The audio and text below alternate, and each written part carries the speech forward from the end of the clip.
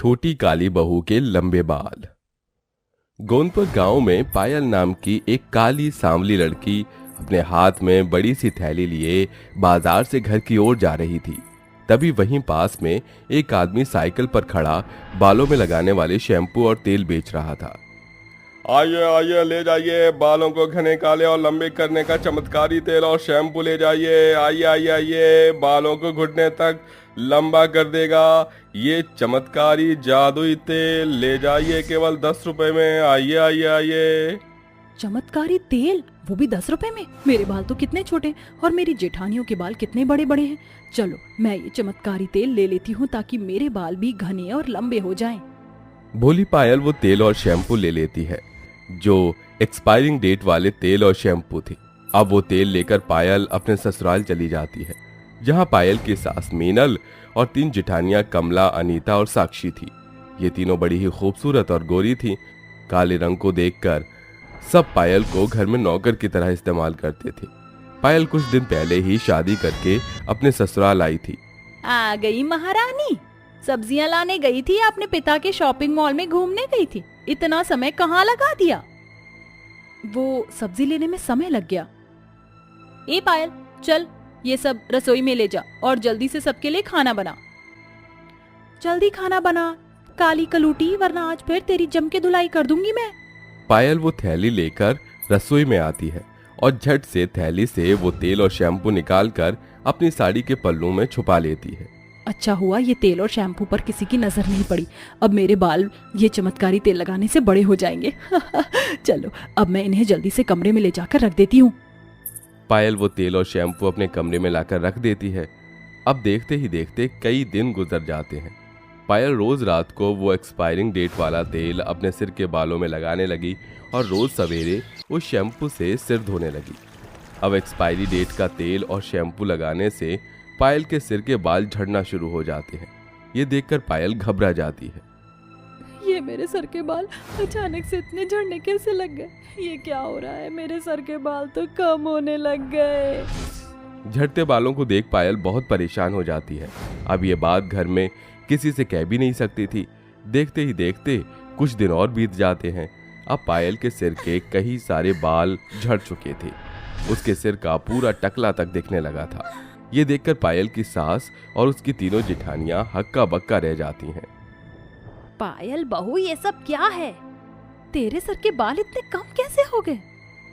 हाँ पायल, तेरे सर के बाल तो सच में झड़ गए। पूरा सर सफा हो चुका है। तेरे बस गिने चुने ही बाल बचे हैं। मुझे कुछ समझ नहीं आ रहा है। बीते कुछ दिनों से मेरे सर के बाल ज्यादा ही झड़ने लग गए हैं। माँ जी, कहीं पायल को वो बीमारी तो नहीं है ना? बीमारी? कैसी बीमारी? माँ जी, हमारे शहर में एक लड़की को ऐसी ही शिकायत थी। उसके भी सर के बाल अचानक से झड़ने लगे थे। जब उसका चेकअप किया तो पता चला कि उसे कैंसर है। मुझे लगता है कि पायल को भी कैंसर की बीमारी है। ये सुनकर मीनल के होश उड़ जाते हैं। अरे दूर हटो पायल, मुझसे दूर हट। साक्षी, अनीता, कमला, इस पायल को इस घर से बाहर करो। अभी निकालो इसे घर से बाहर। अरे ये आप लोग क्या बोल रहे हो? मुझे कोई कैंसर बीमारी नहीं है। मैं पिछले कुछ दिनों से एक चमत्कारी तेल और शैम्पू बालों पर लगा रही थी। शायद ये उसी के कारण हो रहा है।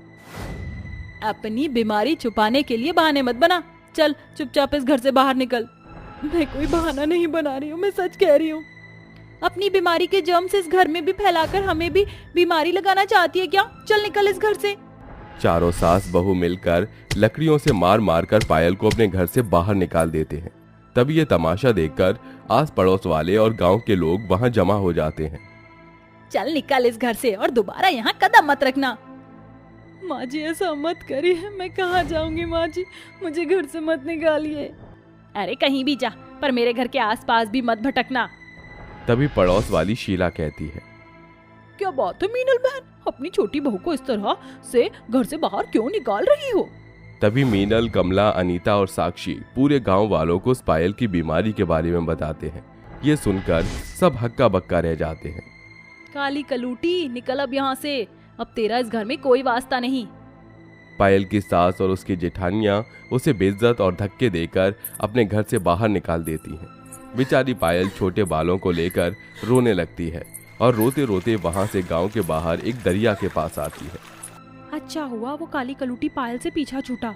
हाँ अच्छा ही हुआ। वैसे भी इस खूबसूरत बगीचे में वो काला गुलाब का फूल अपने इस बगीचे की खूबसूरती को ही खत्म करने में लगा था। अब मरे जाकर वो काली कलूटी कहीं भी। मीनल के साथ उसकी तीनों बहू पायल के जाने की खुशियां मना रहे थे। इधर पायल दरिया किनारे बैठी रो रही थी। क्यों सब मुझ पर बीमारी का झूठा आरोप लगा रहे, क्यों सब मुझे बदनाम कर रहे हैं। मुझे कोई बीमारी नहीं है। मेरे बाल उस शैम्पू और तेल से झड़े, कोई बीमारी से नहीं। अब मैं कहाँ जाऊँ, किसके पास जाऊँ। तभी अचानक उस दरिया के पानी से एक खूबसूरत सी परी बाहर निकल आती है, जो पायल को उस दरिया में फेंक कर वहां से गायब हो जाती है। पायल जैसे तैसे उस दरिया से बाहर निकलती है तो उसके सिर के बाल उसके पैर जितने लंबे, काले और घने हो चुके थे। ये चमत्कार देखकर पायल के होश उड़ जाते हैं। ये मेरे बाल इतने बड़े और घने कैसे हो गए। तभी पायल के सिर के उन बालों से आवाज आती है। पायल, जादुई बाल है। तुम्हारी अच्छाई और भोलापन देखकर ही हम तुम्हारे सिर से जुड़े हैं। अब तुम हमसे जो बात कहोगे वो बात पूरी हो जाएगी। ये बात सुनकर पायल और खुश हो जाती है और वो अपने ससुराल चली जाती है। पायल का ऐसा अवतार देखकर मीनल और सब हक्का बक्का हो जाते हैं। ये क्या, काली कलूटी नकली बाल पहनकर हमें उल्लू बनाने आई है। साक्षी बहू, एक कैंची ले और इस कलूटी के सारे नकली बाल काट दे। साक्षी जैसे ही कैंची लेकर पायल की ओर बढ़ती है, तभी पायल अपनी जादुई बालों से कहती है, ऐ मेरे जादुई बाल, इन चारों के सर के सारे बाल हमेशा के लिए गायब हो जाएं और इन चारों का रंग मुझसे भी ज्यादा काला हो जाए। इतना कहा था कि तभी मीनल, कमला, अनीता और साक्षी ये चारों टकले हो जाते हैं। इनके सिर के सारे बाल गायब हो जाते हैं और उनका रंग भी काला हो जाता है।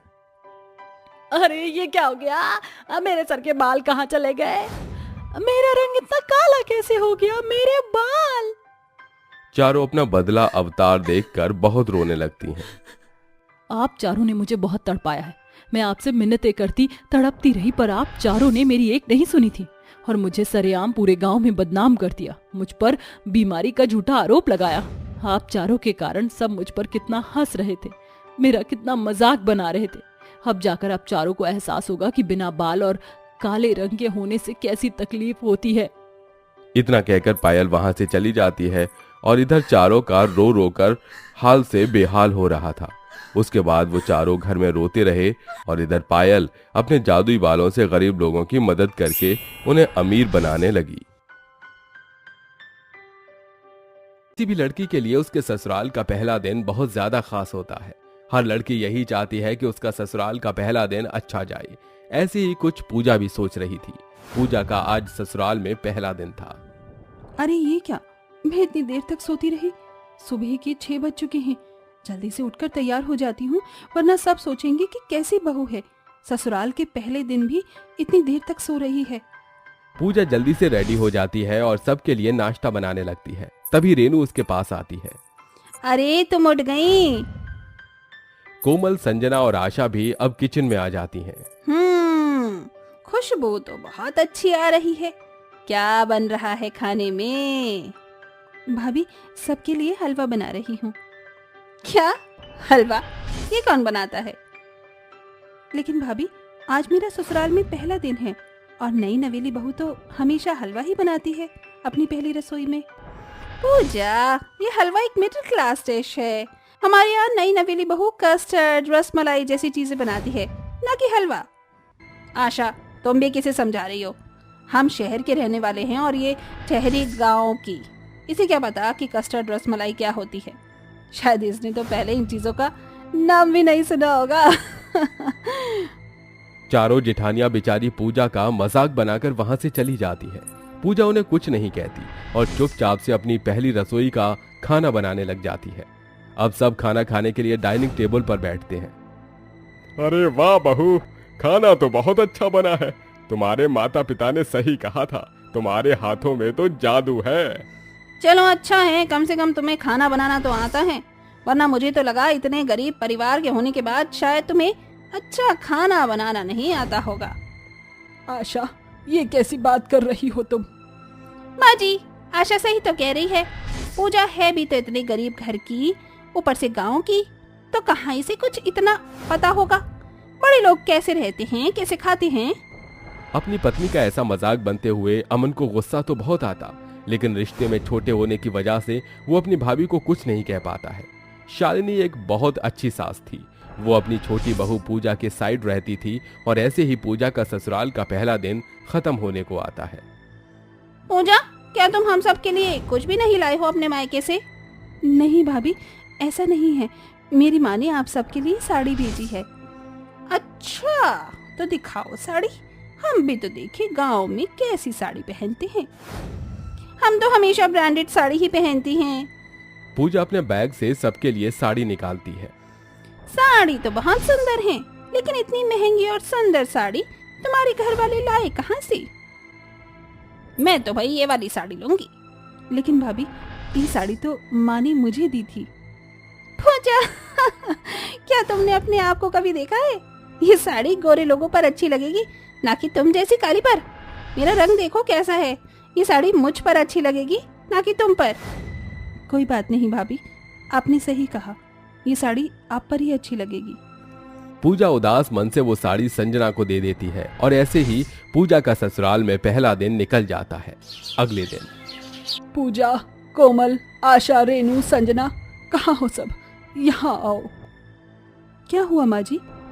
लखनऊ वाली बुआ की तबीयत खराब हो गई है, इसीलिए मैं और तुम्हारे ससुर जी उन्हें देखने के लिए लखनऊ जा रहे हैं।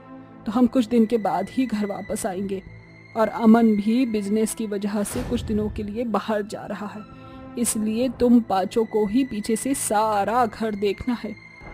ठीक है माँ जी, आप आराम से जाइए, हम सब संभाल लेंगे। शालिनी, नरेश लखनऊ से निकल जाते हैं और अमन भी अपनी बिजनेस ट्रिप के लिए निकल जाता है। चारों जेठानियों को अपने अमीर और खूबसूरत होने पर इतना घमंड था कि वो पूजा को अपने सामने कुछ समझते ही नहीं थे। वो चारों नई नवेली दुल्हन से घर का सारा काम करवाती हैं।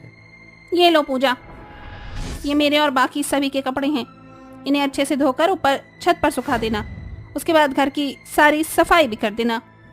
पूजा को काम थमाकर संजना बाकी जेठानियों के साथ बैठकर आराम से बातें करने लगती है और पूजा अपने गांव के तरीके से कपड़े को थपकी देकर धो रही होती है कि तभी थपकी की आवाज सुनकर सारी जेठानियां बाथरूम की तरफ आती हैं।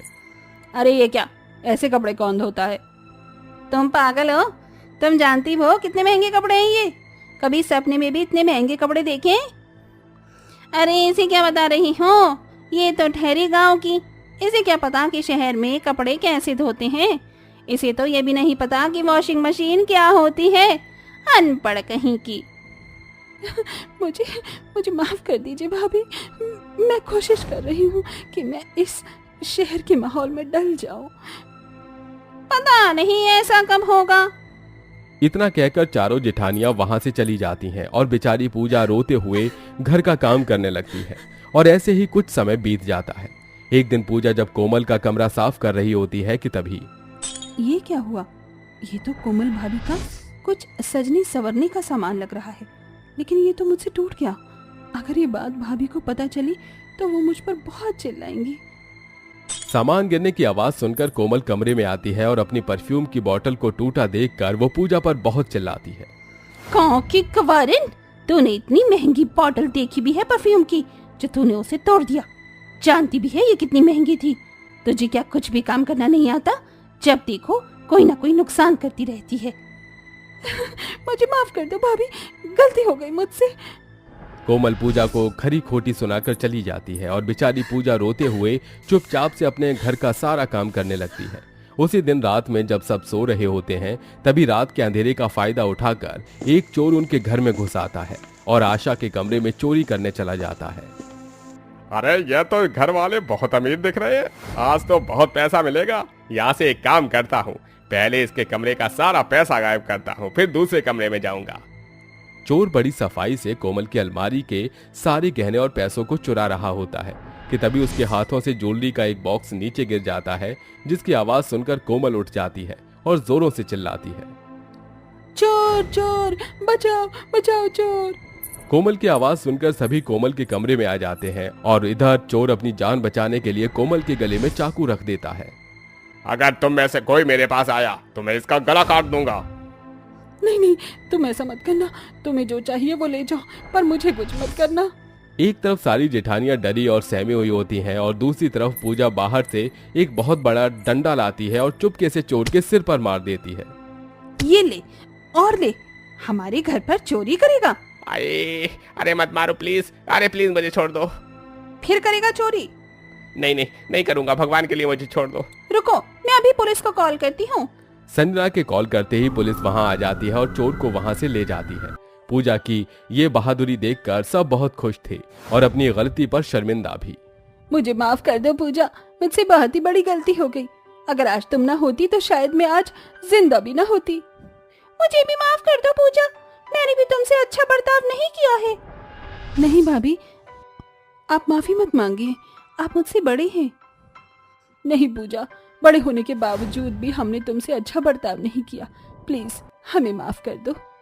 भाभी, आप सबको अपनी गलती का एहसास हो गया है, मेरे लिए इतना ही काफी है। आप प्लीज मुझसे माफी मत मांगिए। चारों जेठानियों को अपनी गलती का एहसास हो गया था। देखते ही देखते कुछ दिन बीत जाते हैं और शालिनी, नरेश और अमन वापस घर आ जाते हैं। जेठानियों और देवरानियों को साथ में देख शालिनी बहुत हैरान होती है और वो कहती है, ये क्या, तुम चारों तो पूजा का मजाक उड़ाया करते थे, लेकिन आज तुम सब एक साथ कैसे हो?